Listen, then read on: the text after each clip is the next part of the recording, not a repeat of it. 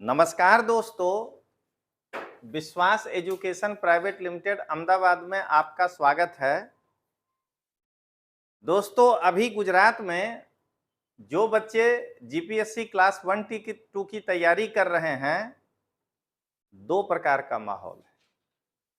एक वे बच्चे जो दिसंबर में प्रीलिम्स का एग्जाम देना चाहते हैं, वहाँ अलग माहौल है, और वे बच्चे जिनका इंटरव्यू कॉल आया हुआ है, उनके बीच में अलग माहौल है।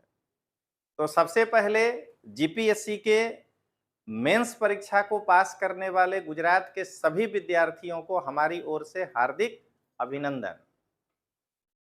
दोस्तों, इंटरव्यू का मतलब बच्चे ये समझ रहे हैं कि शायद प्रश्न का उत्तर सीख जाएंगे, कंटेंट तो हमको नंबर आ जाएगा। ऐसा नहीं है दोस्तों। आज सुबह मैंने कई बच्चों का इंटरव्यू लिया। उनमें से दो बच्चे का जब मैं इंटरव्यू ले रहा था, तो आप मेरे प्रश्न को देखिए। इसीलिए हमने दिया है कि तोमर सर द्वारा पूछवामा आवेल व्यवहारिक प्रश्नोनी यादी इंटरव्यूમાં આ પ્રકારના પ્રશ્નો પૂછવામાં આવે છે। उसमें से एक जो बच्ची है, अभी नाम किसी का मैं नहीं बताऊंगा, वो हरियाणा से बिलोंग करती है। इंग्लिश मीडियम में वह जो है जीपीएससी का मेंस क्लियर की है, और संस्कृत उसका सब्जेक्ट है, उसमें पीएचडी कर रही है। तो जब वह इंट्रोड्यूस की है अपने आप को उस वे में और अंग्रेजी में बोल रही है, तब उनसे किस प्रकार के प्रश्न पूछे जा सकते हैं, उन प्रश्नों को आप देखिएगा। अभी आगे मैं उन प्रश्नों का जो है कट करा के उनका जवाब नहीं, मैं जो पूछा हूं वो आपके सामने मिलेगा। और एक दूसरा विद्यार्थी जब आया तो वो ऑलरेडी मामलतदार है, और उस मामलतदार के साथ मैं किस तरह का प्रश्न आंसर किया हूं वो आप देखिएगा। दोस्तों, ये रखने के पीछे कोई व्यवसायिक हेतु नहीं है, क्योंकि विश्वास एजुकेशन लोग तो आज करेंगे। 2003 से जब से गुजरात आया है, इंटरव्यू की तैयारी कराने का किसी लड़के से कोई पैसा नहीं लेता है। ये आज नहीं कि कंपटीशन देख के करने लगे। मुझे ऐसे ऐसे कॉल आए हैं अपने लाइफ में कि उस फील्ड के लड़के को इंटरव्यू का तैयारी कराने से मैं फोटो भी छापने की स्थिति में नहीं हूं, क्योंकि वो मेरे फील्ड का नहीं है। मैं आपको बताऊं, आकाशवाणी में जो है सिलेक्शन के लिए एक लड़के का इंटरव्यू कॉल आया था, मैं उसको भी कराया हूं। इंटरव्यू में अगर कोई कोचिंग क्लास एक दिन में 90 लड़कों का इंटरव्यू ले लेगा, तो गुणवत्ता वहां पर 0 है। अगर आपको कोई ये दिखा रहा है कि हम 5 लोगों को खड़ा कर देंगे तो इंटरव्यू बेहतरीन हो जाएगा, नहीं हो सकता है दोस्तों। तो इंटरव्यू के किस प्रकार के प्रश्न हो सकते हैं वो आप आगे देखिएगा। और दोस्तों, आज जब मैं उस हरियाणा की बच्ची और उस मामलतदार से जब मैंने प्रश्न पूछा, और जब वो इंटरव्यू पूरा सेशन पूरा हुआ, तो मेरे मन में एक बात आया कि जैसे हर लोग कह रहा है कि इंट्रोड्यूस योरसेल्फ, और आप इंट्रोड्यूस कर रहे हैं खुद को कि मैं XYZ हूं। ये तो 900 के 900 लड़के यही बात बोलेंगे। या यूपीएससी में जब कहा जाता है कि इंट्रोड्यूस करिए, तो वहां लोग नाम बताते हैं। तो 3000 के 3000 बच्चे में से कोई है जो इंटरव्यू में गलत नाम बता दे? योजना भले गलत बताया जा सकता है, तो फिर उस के आधार पर मूल्यांकन क्या नाम बता देने से हो रहा है, या वो नाम किस प्रकार से बताया उस पे हो रहा है? तो मैं कल 7:30 बजे चौथी अलग मार्गदर्शन, इंटरव्यू में हकीकत सभ्यो तमारा पासेथी શું ઈચ્છે છે वगैरह वगैरह, इस चीज को लेकर मैं कल 7:30 बजे लाइव आ रहा हूं। और कल तक आप आनंद लीजिए, मेरे आज के पूछे गए प्रश्नों के स्तर का, और वही प्रश्न आपसे नहीं पूछेगा, क्योंकि आप अगर मामलतदार हैं प्लस वह जिस जगह पे है, अगर वही वाले जगह पे हैं आप उस तरह के नेचर के, तो ही पूछा जाएगा। लेकिन प्रश्न के लेवल को आप देखिए। और मैं तमाम विद्यार्थी को ये कहना चाहूंगा कि अगर आप ये चाहते हैं कि मेरा फाउंडेशन मजबूत हो इंटरव्यू का, तो गुजरात के किसी भी कोने में रह रहे हैं, बेहिचक तोमर सर को आप फोन लगाइए 9427253077। ऐसा नहीं है कि मैं खाली बैठा हूं और मेरे पास समय ही समय है। मेरे यहां से भी बहुत बच्चे पास हुए हैं। मैं तो कोई ऐड भी नहीं दिया हूं, और आज देख लीजिए हम आपको कम से कम 2 इंटरव्यू का दिखा रहे हैं। मैं मर्यादित संख्या में ही इंटरव्यू ले सकता हूं।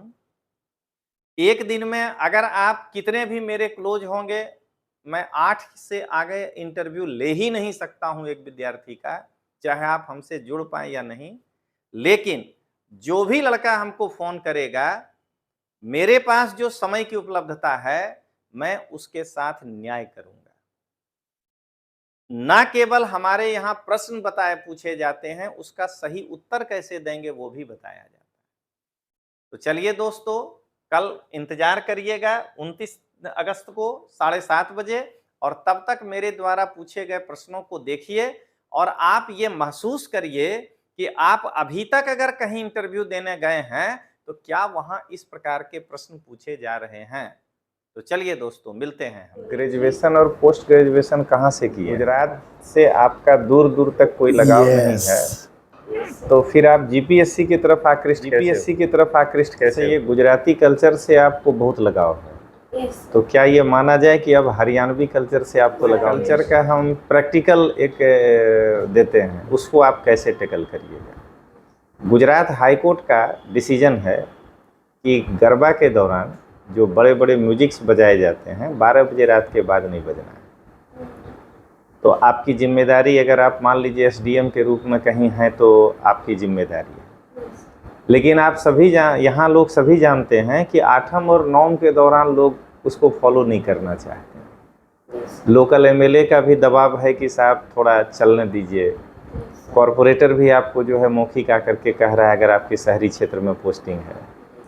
अब यहाँ गुजरात के हाईकोर्ट के आदेश और इस कल्चर के बीच में आप कैसे सामंजस्य स्थापित करें? अच्छा, आप दिल्ली में रहती हैं, तो अभी जो दिल्ली सेवा बिल पारित हुआ है, उसको अगर आपको संवैधानिक रूप से जस्टिफाई करने के लिए कहा जाए तो कैसे करें? अभी एक पंजाब में घटना घटा है, आप कल ही देखे होंगे कि राज्यपाल साहब कहे हैं कि 356 के तहत मैं वहाँ पे राष्ट्रपति शासन लगा दूंगा। तो आखिर ये कौन सा संवैधानिक प्रावधान है जिससे कि राज्यपाल को ये लग रहा है 356 वो कहे, लेकिन 356 लगाने के लिए वो कौन से आर्टिकल या कौन से प्रावधानों का उपयोग कर रहे हैं जिसके आधार पर वो लगा सकते हैं? आप संस्कृत से पीएचडी कर रही हैं। अभी कल या परसों ही प्रधानमंत्री संस्कृत के विकास पर एक कार्यक्रम में गए थे और वहाँ पर जमकर संस्कृत भी बोले थे। तो बताइए प्रधानमंत्री जी ने संस्कृत में क्या कहा? पंचतंत्र किस प्रकार का ग्रंथ है, किस प्रकार के ग्रंथ को आप मानते हैं? मैं उस पर काउंटर ये करूं कि पंचतंत्र की रचना विष्णु शर्मा ने नहीं की है, उन्होंने संकलन किया है। तो संकलन कहाँ से किया? मैं क्लू देता हूँ, बौद्ध धर्म के अनुयायी कहते हैं कि ये हमारे किताबों से। एक महिला है, आपको संस्कृत पढ़ने पर ऐसा एहसास नहीं हुआ कि इसमें महिलाओं के लिए स्पेस कम है और पितृ प्रधानता अधिक है?